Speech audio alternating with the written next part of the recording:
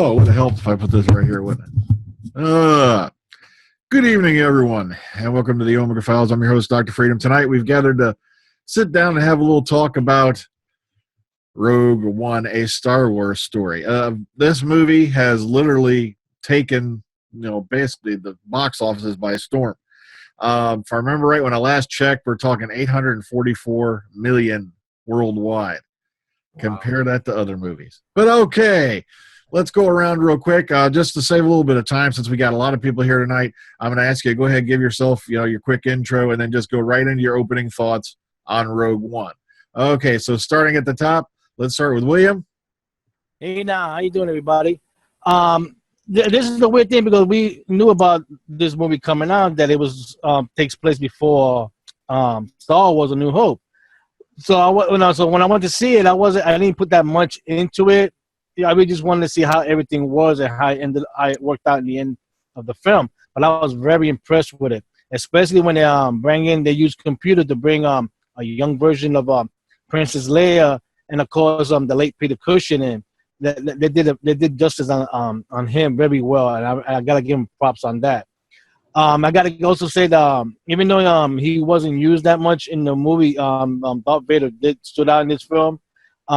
They used him they didn't have to use him a lot, and when they did, he worked out very well.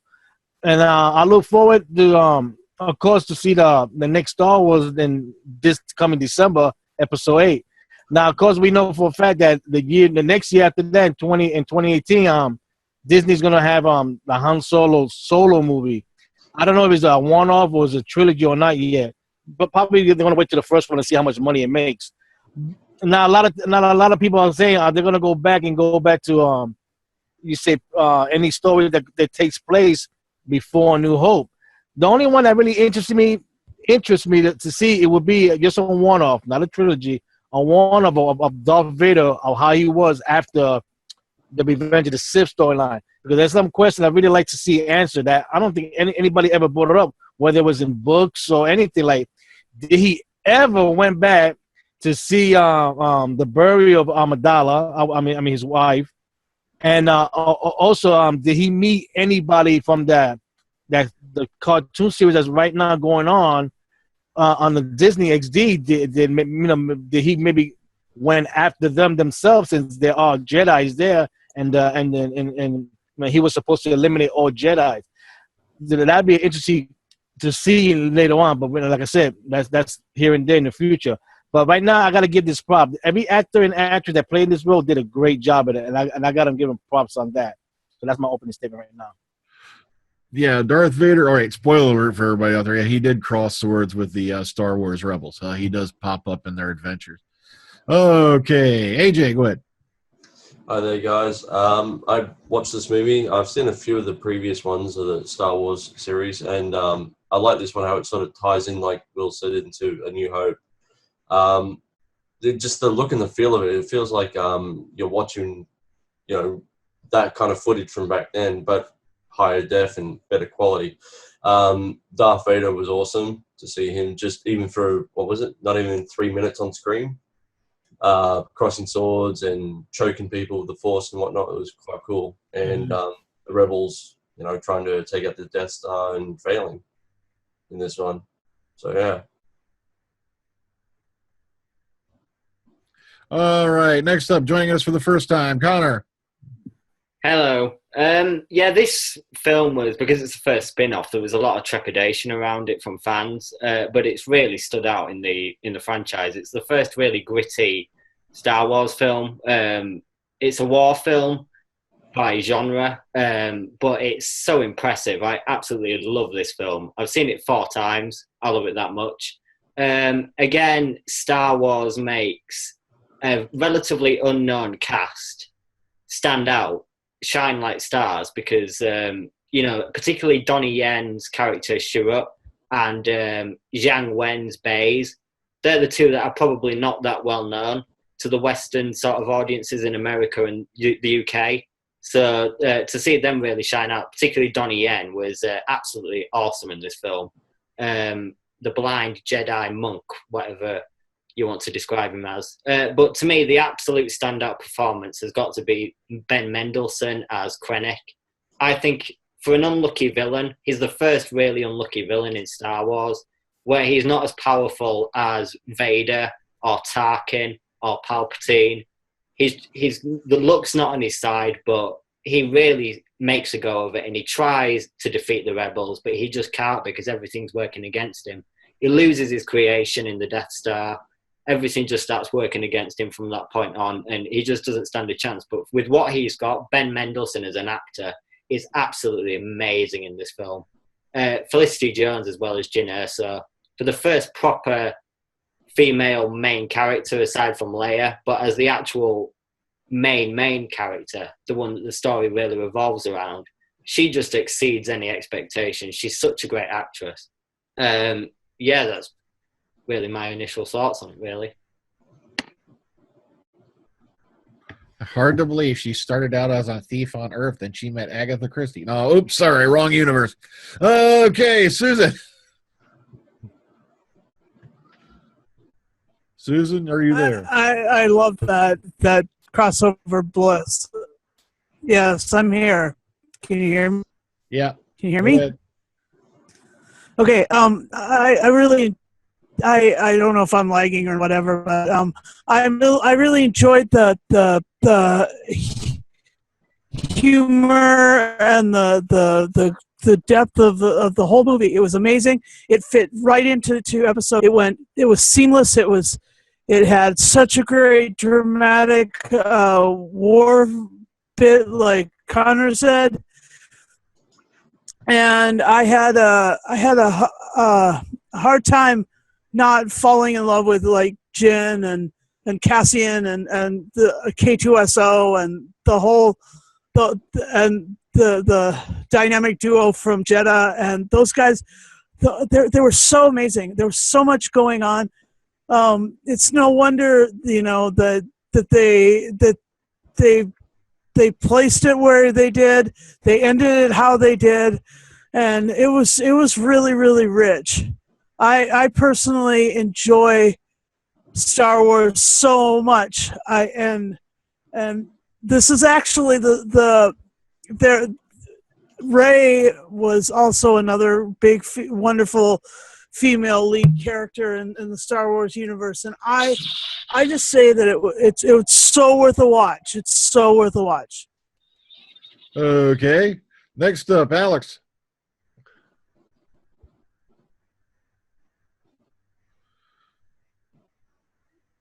Alex. Sorry about that. I'll mute myself. So yes, I wasn't expecting to enjoy this movie. I did. As they mentioned before, the robot, the blind Jedi monk. They brought back the 2 other characters via CGI. And it is a very good movie, and I enjoy it more than The Force Awakens. Alrighty. Okay, moving on. Let's go to Philip. Oh, blimey. Hello. Right. I don't know what I don't make of this movie. I do like it, but to me, it's kind of slightly removed from the usual Star Wars cinematography, because it's more like it reminds me of the Bridge Over the River Kwai battle war movie in regards to the battle on Scarif, if that's a planet I got right. But I did enjoy it. I do like how the Rogue One crew are similar to, like, say, the Suicide Squad, because they're all going out there to get themselves, decimated, to be honest, and they do at the end.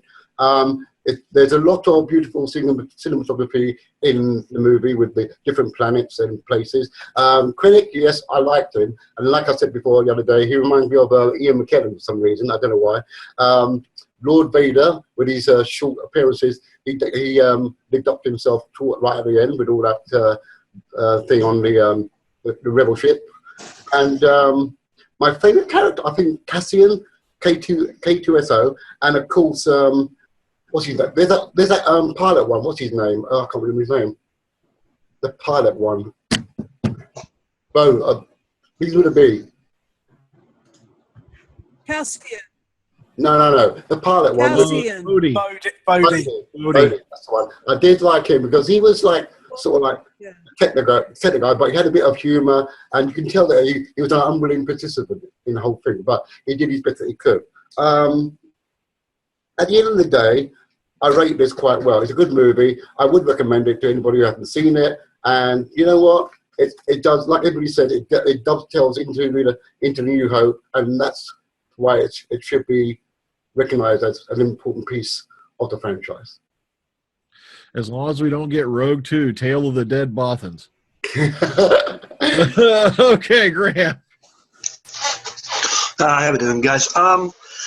First time I watched this, I'm not going to lie, the first 20, 25 minutes, it did take a wee while to get going for me.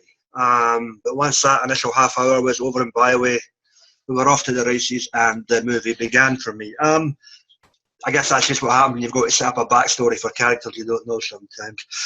All in all, great cast. Really enjoyed the movie. With regards to Darth Vader, in this case, yes, the concept of less is more richly applies. As the guys have mentioned, Felicity Jones and the rest of the newcomers, absolutely fantastic. Who was the general with the white coat? His name escapes me. Krennic. General Krennic, yeah. But he lost his baby, shall we say, in the guise of the Death Star when Tarkin came in and basically took all the glory. Almost reminded me of Terry Nation. Oh dear, there we go.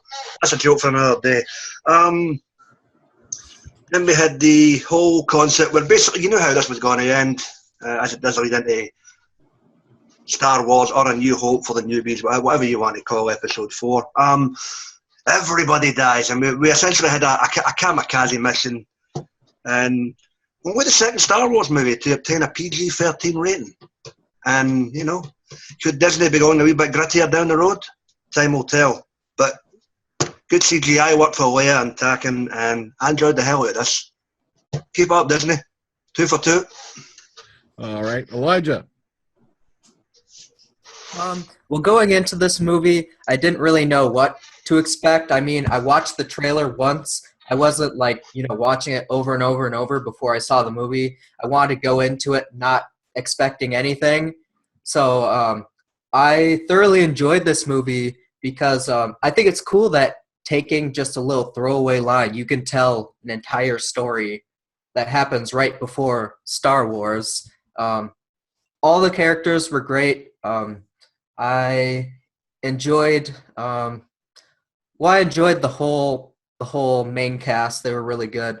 They did a very good job with Peter Cushing's CGI and Carrie Fisher's, and I'm glad that Carrie Fisher got to see it before she passed away. So that's all I have to say. Very good movie. Okay, Beefhead. Yes, hello, I'm Beef, and if you don't know by now, where the hell have you been? So anyway, yes, this is interesting. You know, we've already had Echo Base, and now this is Echo Beach Party by the end of it. This is the first movie that hasn't sort of come from the George Lucas template.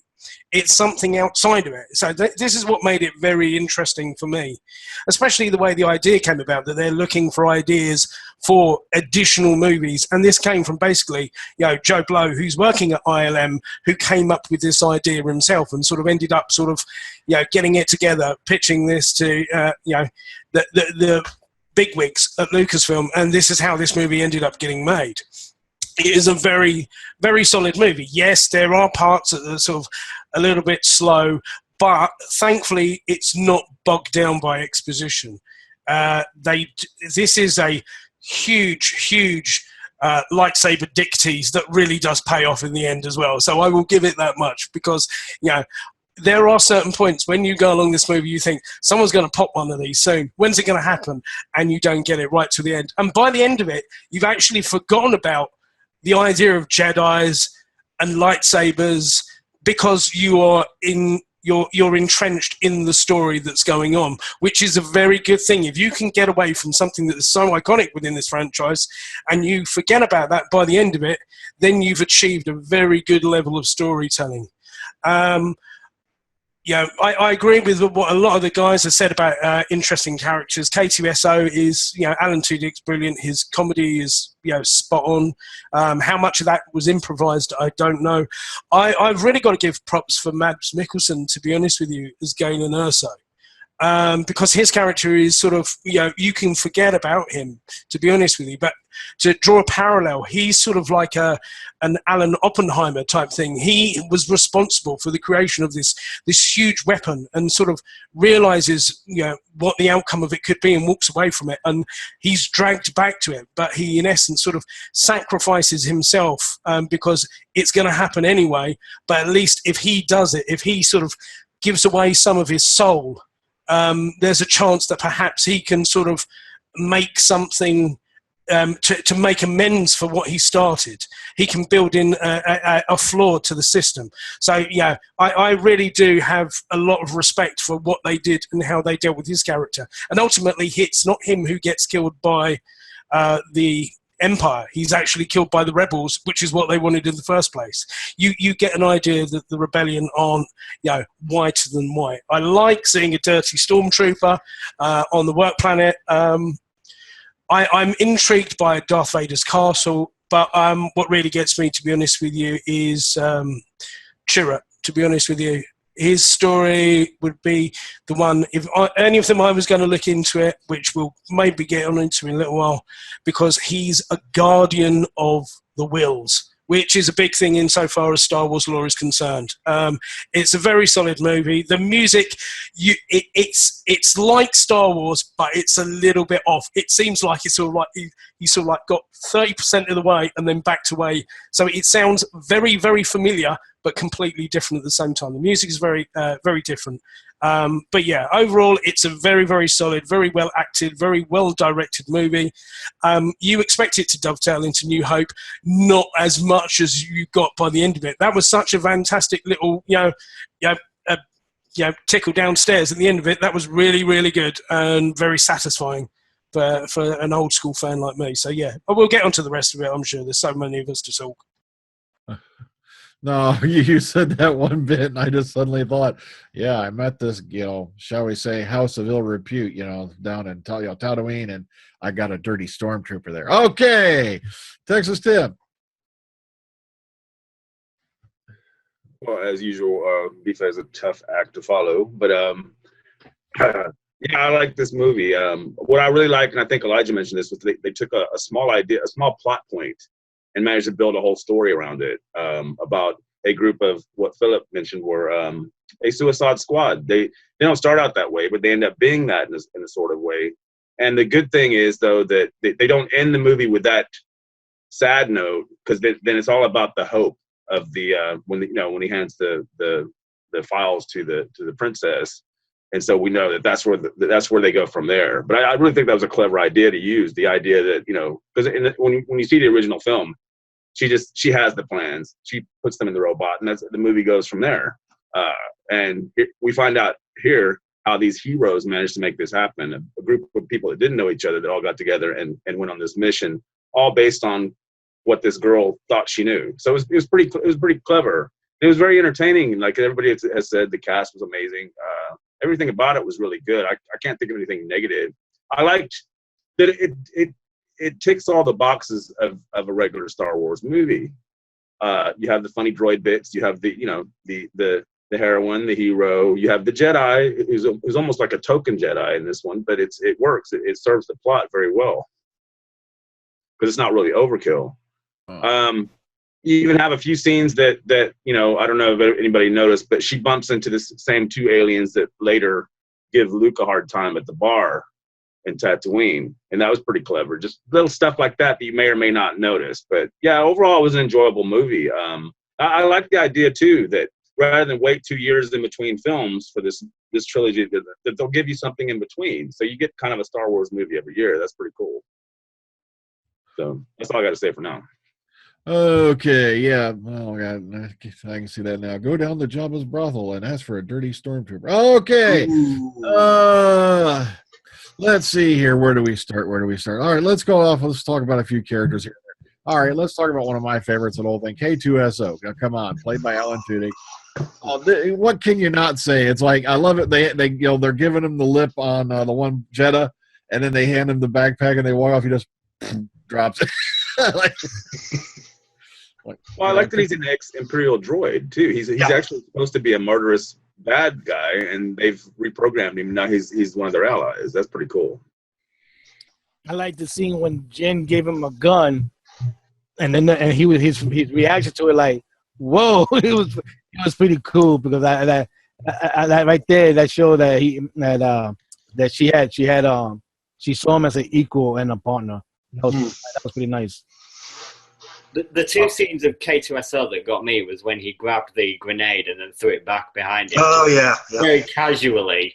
And it just blew the whole place up. And also when he was talking to Cassian about the probability of Jin turning on him and killing him at any moment. That was in the ship. So funny. So funny. The part I liked was when he picked up the stormtrooper. The part that I really liked was when he was... Go ahead, AJ. Sorry, when he picked up the stormtrooper and he starts smashing the other stormtroopers. Go ahead, AJ. He starts smashing the stormtroopers with this other one and throws him and hits another one. Okay, go ahead, Susan. What were you gonna say? Mine is sort of like that, where he picks up her and he throws her to the ground. Crash. For all intent. He's also, I'm sorry, he's the first casualty of the film too. That's where you kind of know exactly. That kind of pained me. I didn't want to go like that. That was just like no. He did the best he could. Flaming stormtroopers and firing guns and holding back the fort for them while they got their work done. That was pretty good. Well, that's the thing. He was a strategy robot, he says earlier in the film. And by that point, he works out that it's sort of like, there's no more that he can do. So the last thing that he could do is just put them in the best position to isolate them to get a chance of getting the plans out. And then he sort of, in essence, sacrifices himself because he knows that's the only way that's going to achieve it. So, his ending is, fantastic, really. Indeed, yeah. Great way to go. For all intents and purposes, he's playing the Chewbacca role in this movie. You want to be technical, so In what way do you mean, though? Just like he's a sidekick to like he's a sidekick to the pilot, the male lead, basically one of the male leads, basically. Just that simple form. I don't mean he's a Wookiee and he's going to go off and do a Christmas special anytime soon. I just meant which plot functions. So the idea was pretty much. Plus, you don't have to worry about him shedding. Yeah, I was actually wondering that myself, if he was playing both the Chewbacca role and the variation of the C3, of being the droid to assist. Well, one of the like they have in all Star Wars movies. And yes, folks, Anthony Daniels got paid for a 2-second voiceover in this movie. Well, of course he would. Yeah. That was my question last night. Was that Carrie Fisher that gave the one line that she has at the end of the film? I mean, I'm pretty sure she got famous for that as well. So they gave her a credit, so I must assume it must have been. I don't know if they did. I always assumed they lifted it because she sure as heck did not sound the same as she did with you. No, you're right. It's not exactly Angela for Family Guy vocals there, but well, it's just the one line. Like I said, that's one thing that's positive about the ending of the film, though, because really what you had is a tragedy for these characters. I mean, at the end, it's a heroic tragedy, but just them putting that on at the end gives it what she says, hope. I mean, in other words, it feeds right into the next story, and it ends the movie less of a downer. Well, I just say it could have been lifted. It does sound awful young. It would have been easy today. I believe the actress they got in today, the double, was Norwegian. The girl's name escapes me, but sorry, David, the facial structure and all the rest of it, and how they implant the CGI over it. But they've done a good job for Bayfar. The voice was Carrie Fisher, but it was audio that was recorded from A New Hope that was not used. That's what. There you go. All right. Okay. That explains it. Okay. Wow. Okay, let's talk about next name I have right up the top of my head. Let's go for Saul Guerrero, who, by the way, is going to appear tonight on Star Wars Rebels, as a matter of fact. Which was very good. So, it's good, man. Forrest Whitaker. He's always good. Yeah, he is. I was surprised they dropped him halfway through, but then again, it served his plot purpose, I suppose, which was to get the girl. Well, you needed that sort of intense death scene whenever he was on Jeddah. I mean, I gotta tell you, those two natural disasters were far worse than anything that I've seen about the atomic bombs and any of the other earthly natural disasters that I've seen. I was so impressed with what the Death Star could do in a small area rather than like the whole planet, which that was half power, man. Not even half power. So yeah. I think that the thing that I liked about him, to be honest with you, and not only that his name is sort of, it sounds a bit Che Guevara-esque in tone as well, the idea that he's a freedom fighter. But the thing that got me is that sort of, because even the main Rebel Alliance is a bit unsure of him because he's so extreme. And to a certain degree, he's like a opposite end of the spectrum to Vader in one respect, in their ideologies. One's like fanatical that side, one's fanatical that side. But you see, they've both suffered a similar sort of fate. Sol's lost both his feet and a hand, and he's using breathing apparatus. So there are similarities between the two of them, that they're both sort of more man than machine. Yeah. And you get where he's interrogating the pilot. It's sort of very reminiscent, if you think about the scene back in New Hope, where you've got Darth Vader sort of interrogating with the big black ball with the syringe sticking out of it. There's sort of similar sort of echoes to it. So there's, and then obviously he goes for the sort of the force death. He sort of sacrifices himself, going the way of Ben Kenobi, to be honest with you. So I like that this film points out that the rebels are a disparate group of groups. Not the organized group that the princess has that we see later, that we know of from all the movies, where they're like in other words, you've got a lot of iffy people in there, like the lead guy. He's actually sent to dispatch. He's sent to assassinate the Mads Mikkelsen character. You know, what's his name? Galen. Yeah. He's actually sent to assassinate him. In other words, the rebels have all these kind of different factions within their own group, which we've never seen that kind of action before. It's always seemed like you got the rebels versus the Imperials, and that's it. So. Yep. And that by the time it gets to the point of after sort of Galen's died and they go back with proof that there is the weapon but nothing to show for it. That's it. They say that's it. We're giving up. That's it. We might as well go, and that's it. We can't do any more. Their sacrifice gives them something to unite behind. So then it's very clever in the way it turns around. It's sort of what you get, the sort of reversal of fortune of Jin, because right at the start of it, when she's on the planet, he actually says rebellions are built on hope, and she's very disparaging about hope, but it's complete turnaround for her by the end of it. That's her driving factor. Yeah. Well, you brought that up. I thought that's kind of very interesting. You got Darth Vader. He's living on Mustafar, and he's living in that very, very like what appears to be a reconstruction of a temple, that dark tuning fork type structure. And then you got Saw Gerrera living on Jeddah, and he's living right there next to that Jedi temple, which is the exact same. So maybe they are trying to symbolize the two different radical opposing forces there. I never put that together before. That's interesting. Okay, let's talk a little bit about Cassian Andor, played by Diego Luna. One interesting similarity I noticed with Cassian is Han Solo. He's sort of the surrogate Han Solo when he shoots the informant in the back. It's similar to the Greedo scene. He's not all good, but he's going to get you through it, and there are good parts to him. He's exactly the same as Han Solo. I think he goes on a learning curve, doesn't he? Because by the end of the film, he's a bit more of a hero than he was then. That's what I mean. This guy's an actual assassin, and so yeah, you're right. He's the Han Solo archetype. I mean, I was shocked when he shot that guy in the back, and that's on the first 5 minutes, isn't it? It's like, wow. That's what I mean about the rebels being, not necessarily the good guys. Yeah. I'm sure they'll have a special edition where the informant had a hidden butt missile. Can we not go one Star Wars podcast without mentioning Guido? Please, mentioning Guido. Please, man. But you've got to be. Apart from being the first truly Mexican character in Star Wars as well. Bruce Lee Family Guy doesn't count. But yeah, that's it. I mean, he's seeking to atone for everything that he's done. In essence, he's trying to escape his own prison by doing that. And just one thing with regards to his character and a little bit of Jin towards the end of it, one thing I did like is at the end that they didn't kiss, because that would have been such an easy out. It's sort of like, what needs to be said has all been said and done, and they're basically embracing the apocalypse type thing. But they didn't overkill it by making it a love story.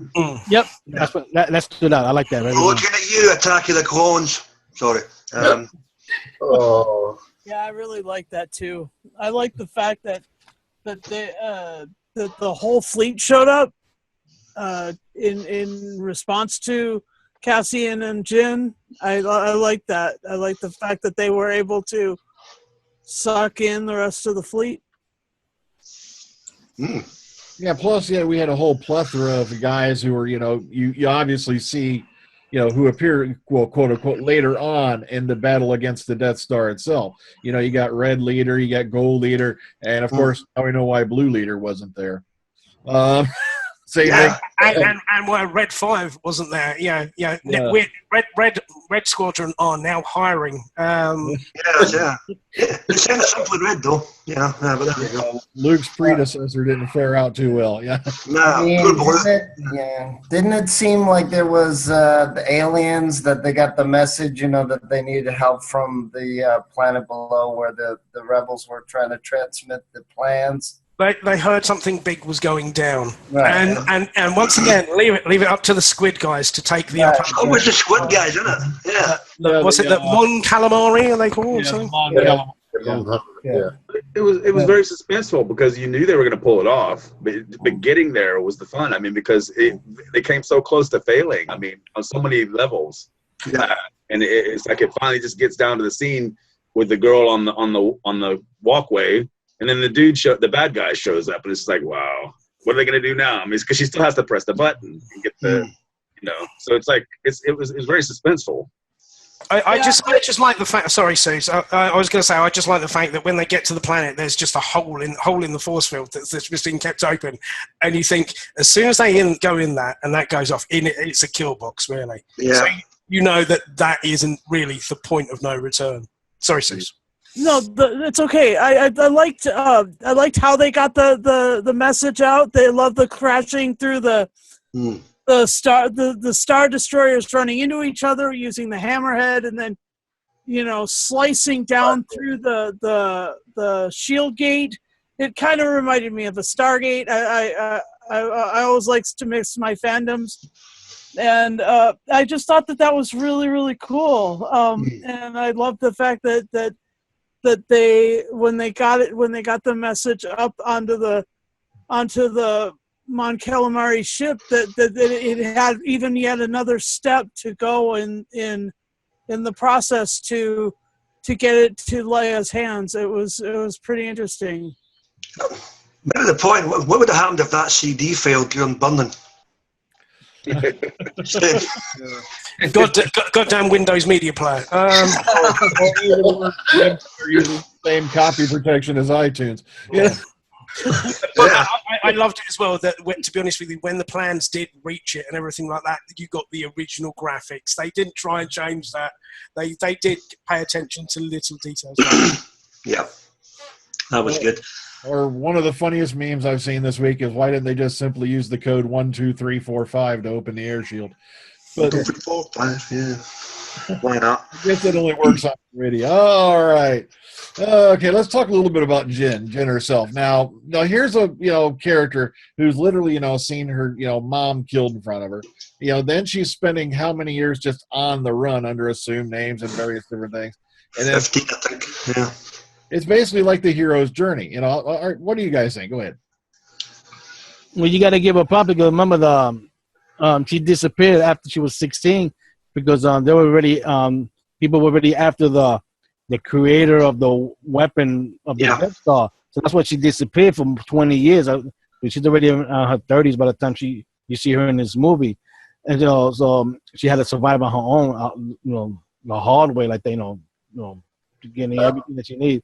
But, at least unlike other characters, she didn't quit and like that. She tried her best to try to find her father and save him, but we know what happened to that character. Mm-hmm. And she continued to fighting on, even though the shield was locked on. She tried, she did her best to send that message out so the rebels could get it, but she knew that after that button is pushed, she ain't going home. She knew it. So that's why she didn't quit on her mission. So she stands out pretty good. I think as with Cassian, she's not totally good either. She's a criminal. She's been charged with all sorts of felonies and all that sort of stuff. So really, she's, as Philip said about the Suicide Squad, it is exactly the same concept. She's in it because she's a prisoner. She's not necessarily forced into it, but she has the intelligence to do it because it's her father at the helm of the entire thing with Krennic. So to sort of have a female hero that's not that much of a hero, she's committed her crimes, is a rather interesting spin on things, because Princess Leia was probably a bit too perfect, actually, in comparison to Jyn. So, yeah. Well, as long as she wasn't a hooker down at Jabba's brothel, I think. If I'm honest, the only character that I sort of do struggle with it is sort of Jyn, because it's quite hard, obviously. Yes, she sees her parents died, and then Sol takes her on, and she's radicalized because he's a bit of an extremist, to be honest with you. So, and she's just basically, she doesn't give a shit. She's a bit of sort of, wow, poor me. And it's actually sort of Cassian that turned around to him and said, you're not the only one who's had it hard. Do you know what I mean? I've had it since I was 6 years old, and I've done horrible, nasty crap and everything like that, but for a greater good. And then she's sort of seeing that it's sort of like, actually, I've been a bit of a baby with this, and it's sort of like, I want to make sure that the sacrifice of what my father has done has not been in vain. And that, to a certain degree, it is as much of a motivator for her as something else. So it's a bit strange to sort of try and her character is the only one I struggle with, because I get a little bit mixed messages from it, because the turnaround and her allegiance to the rebellion, because I think she's doing it more for her dad's sake than anything else. Yeah, that's what I got from it.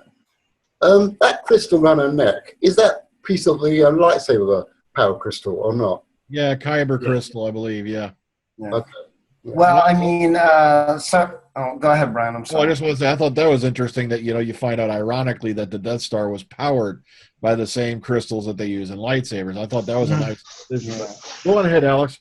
I've heard people compare this movie to The Dirty Dozen. I'm not sure if that's anywhere accurate. Also, too, I mean, that's the thing. In a war, you can do the right thing for the wrong reason and vice versa. I mean, it's very complicated and dirty if you're really in a war, or if you're dealing with dictators or extremists. It is going to be a very complicated, convoluted, complex thing, because you also don't know, if the history or the legend that you're being presented with is anywhere accurate. I mean, in real life. I know this is a movie, but, still. Maybe even a touch of the Seven Samurai in there, too. I can see that. No, but Beef has a good point with regards to Felicity Jones's Jyn. Her motivation did shift halfway through the movie, and that's just basically because of the circumstances that unfolded when about her, which is fine. I mean, you get the point, though. Yeah, that's the point. But Beef said he struggled with the character slightly. I suppose maybe the first half of the movie she was a wee bit self-centered. It was all about her and the struggle she went through. There is other people who went through stuff as well. So, but by the end of it, that's she saw her mom executed and her dad taken away. Though that's a bit hard to get over, wouldn't you think? Yeah.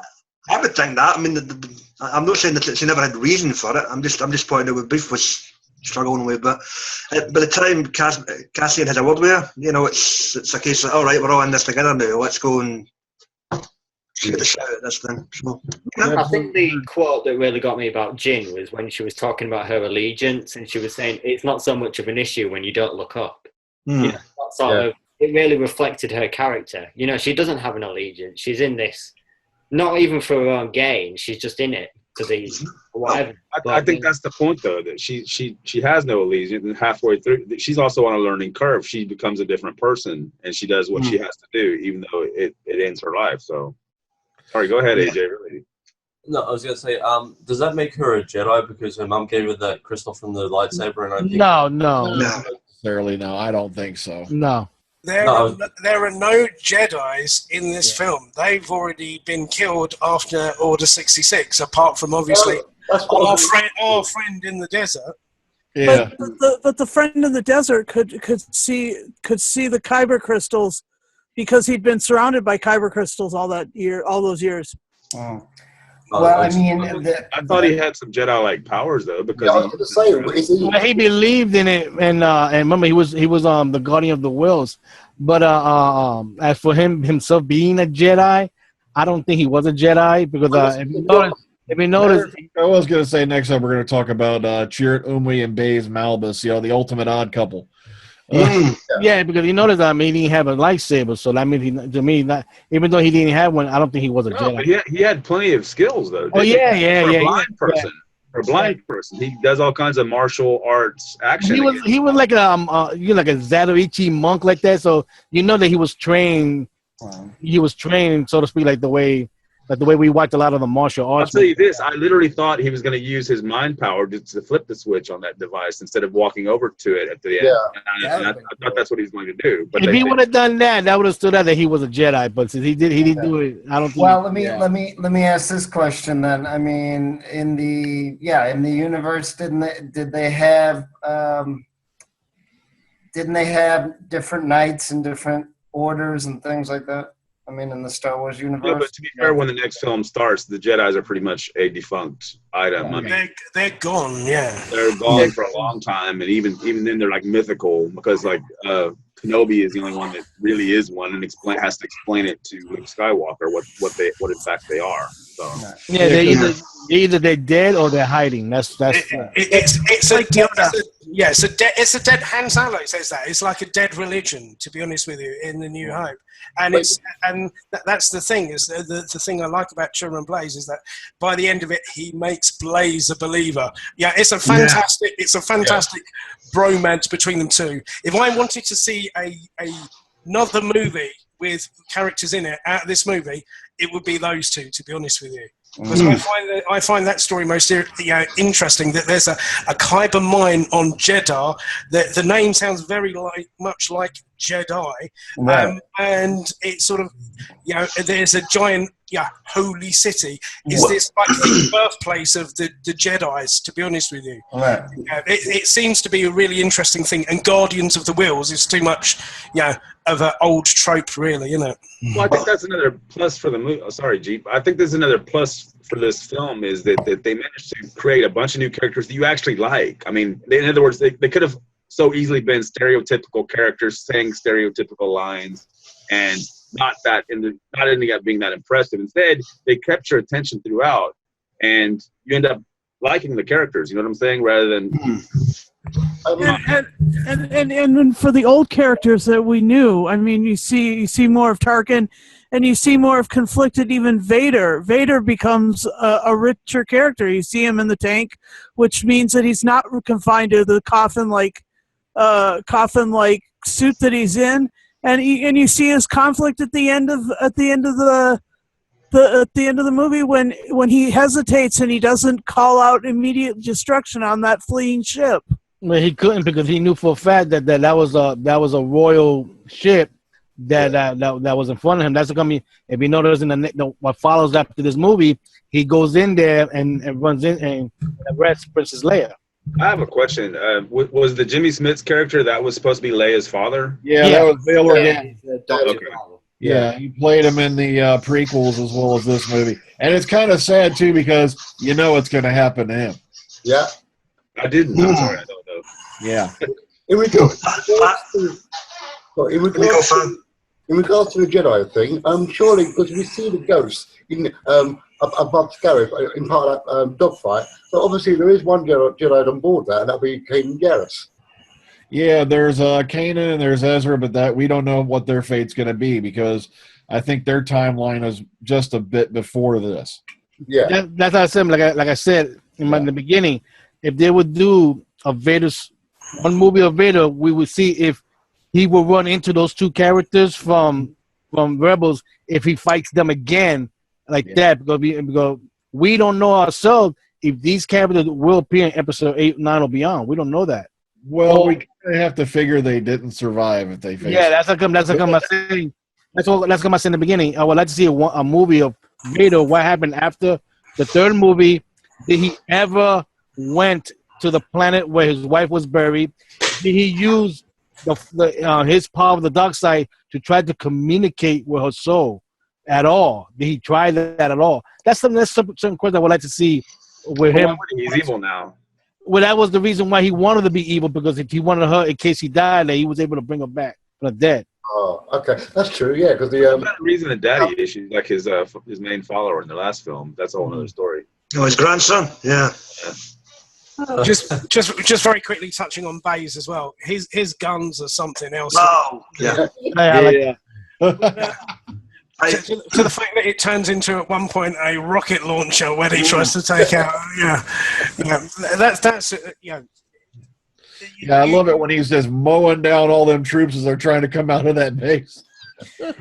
That's it. And the thing is, when Chewie dies, it sort of it reminds you sort of like that Ewok that died in Return of the Jedi.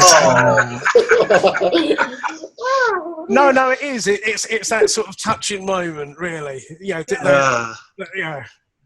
I mean, when the wee yellow fella's lying, where he became one with the Force. Up goes the big man, picks up all the guns. Right, let's do this into a drop. Boom, boom. I know a lot of you guys have said Suicide Squad, but I mean, there was something that I heard that I found quite interesting, to be honest. Is that this is, if you wanted to equate it to something, this is a bit more the Dirty Dozen, to be honest with you, because it's quite hard unless you've got them written down or you're sort of like constantly repeating it to yourself. It's really hard to remember the names. They don't just roll off the tongue like Leia, Han Solo. You're really struggling to remember the names in the same way as you can't necessarily remember all the members of the Dirty Dozen, but you know that at the end of the day they died and they got the job done. Yeah. So I think that's the sort of parallel that I like to draw between them. Alex had said that earlier. Whenever Philip brought up first, the only reason you would think Suicide Squad is because that's what they end up becoming throughout the course of the film. And the better analogy is the Dirty Dozen, because they're a bunch of accidental people that accidentally get together and actually do this mission, and they don't even know if they were successful. I don't think, do they? They knew the plans got out. They knew that. They saw the shield go down. And they did the best they could. Now it's up to the next team to pick up where which we don't know how that goes. But I mean, it's really clever how they did that. I already seen a meme of where they're doing the bit at the end of Star Wars, and here are the plans brought to us by Princess Leia. Then they show a picture of Jyn Erso going, brought by who?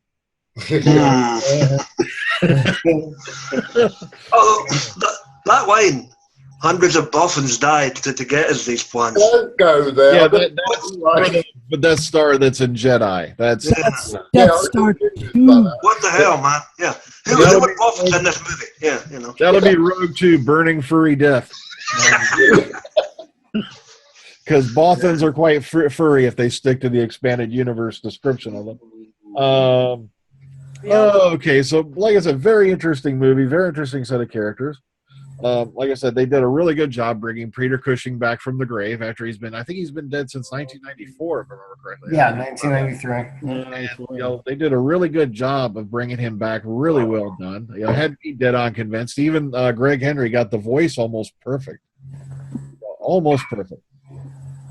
I was surprised they didn't lift his line from Star Wars, the "You may fire when ready," because they could have, and it would have worked. It would have been the same line, the same voice, but they went ahead and had the guest actor do it. So that's fine. There's quite a poignant note to seeing Leia at the very end now as well.